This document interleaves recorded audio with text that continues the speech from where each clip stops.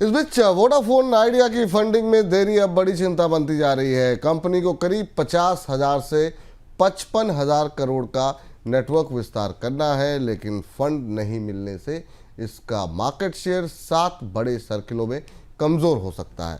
इन सर्किलों में Vodafone idea को लगभग 50% रेवेन्यू आता है और यही इलाके अब एयरटेल और जियो के लिए मौके बन रहे हैं।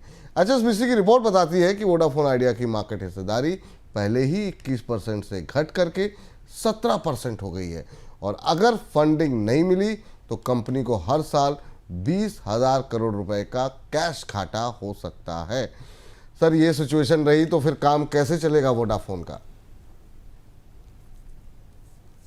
विपुल जी, लेकिन ये बताइए कि बाजार में स्टॉक तो वोडाफोन का लगातार चल रहा है। वोडाफोन के डेटा, उसके आंकड़े, उसकी तस्वीर जो अंदर से निकल के आती है, उससे लगता है ये अब गई कि तब गई। अब जिन सर्किल्स की आपने बात की जहां से 20% के आसपास ग्रॉस रेवेन्यू आता है, केरल, गुजरात, मुंबई, कोलकाता, महाराष्ट्र और यूपी वेस्ट, यही भारत के सबसे बड़े सर्किल हैं, यही सबसे ज़्यादा रेवेन्यू आता है।